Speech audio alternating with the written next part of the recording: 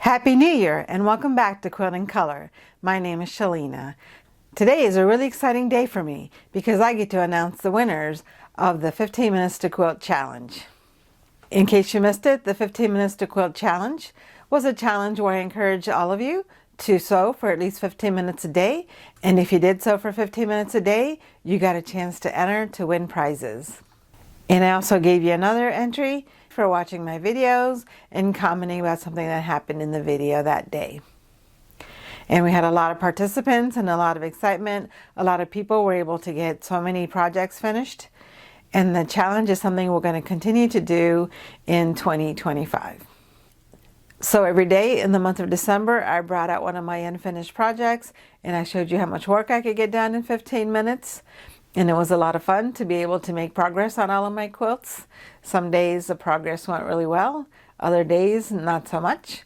But every day I learned something new about the project. Every day there was some kind of progress. Some days I just learned that what I did was not the right way to go and I needed to come up with a different plan. And other days I made a lot of blocks and got lots of work done. There were even a couple quilts that got out of the project box stage, and so that I'm able to make more room for more quilts. So before we announce the winners, let me show you all of the thumbnails for all of the videos that I made in December, so that in case you missed it, you would know which video to watch.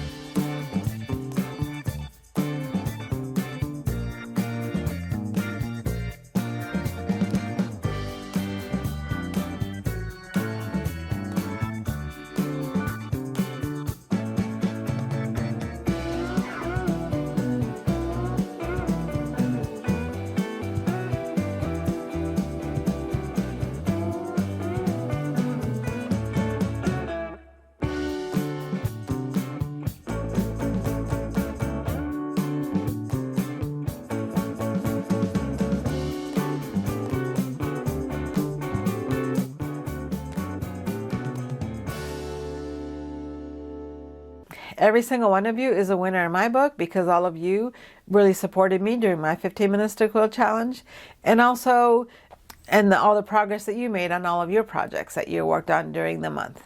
So let's talk about what it is that you're going to win for this challenge. The winners of the challenge are going to win a copy of a book that I wrote. It's a quilt journal that's specifically for a particular quilt. I got the idea for the quilt journal when I made this determination quilt for my daughter. And this was made in 2001. And so what we did with this quilt journal book that's out there now is to take all the questions that I had asked in this book and added extra questions to it. I realized that I hadn't given this book to my daughter when I gave her the quilt.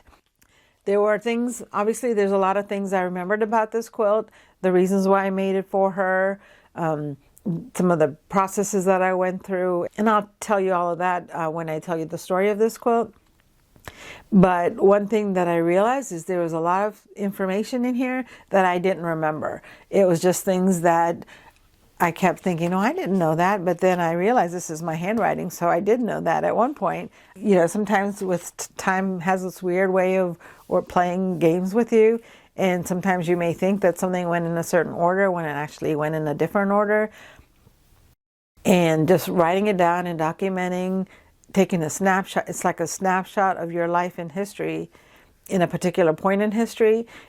And to me, it's really important to document that so that you can picture yourself. Like when I remember this quilt, I kind of picture myself now making this quilt. But when I look at the pictures, I can see I was much younger then. But when I look at the pictures, I can see that I was much younger then. My daughter was much younger then.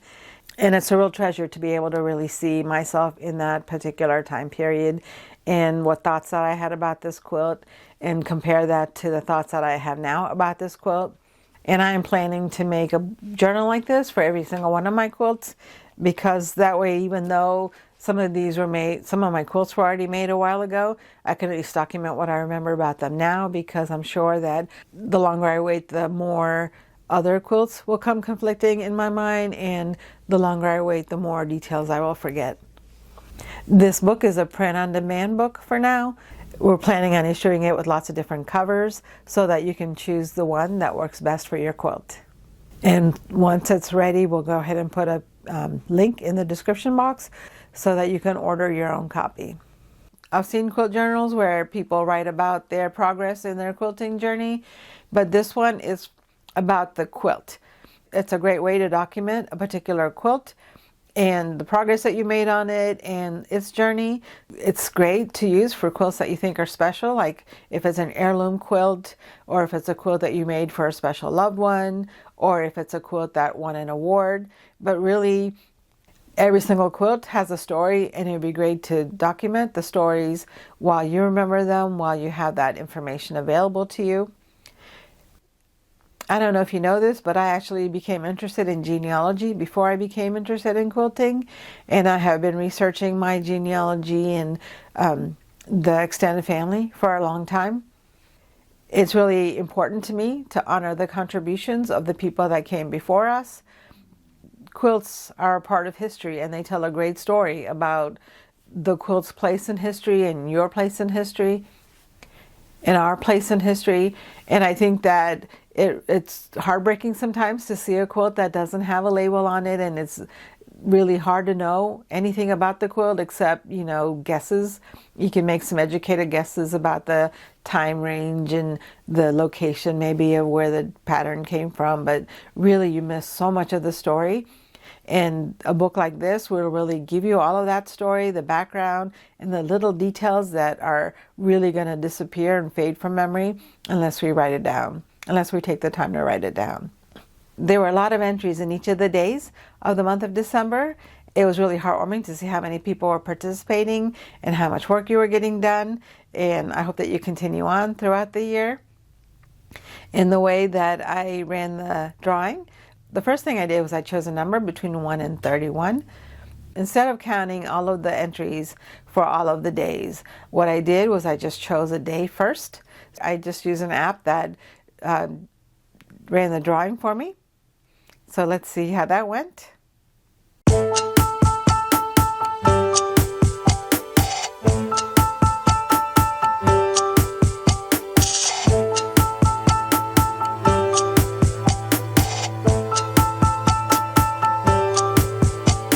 So the winner is day 6.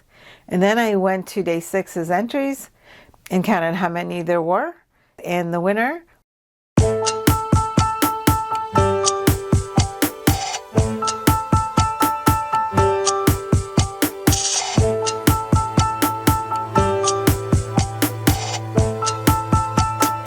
30th comment on the yo-yo video is Lori DePress 5215. Congratulations, Lori, you're a winner. Send me an email to let me know your address so that I can ship the book to you. The next drawing I did was to pick another day. I kept the number 6. I kept day 6 in the drawing because it's possible for day 6 to be entered again.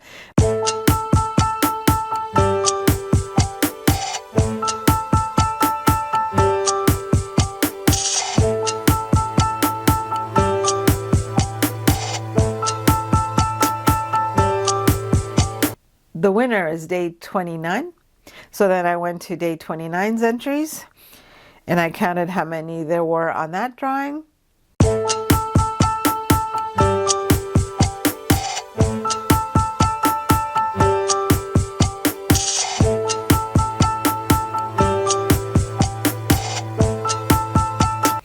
And the winner for that, for day 29, is Rena. Congratulations, Rena.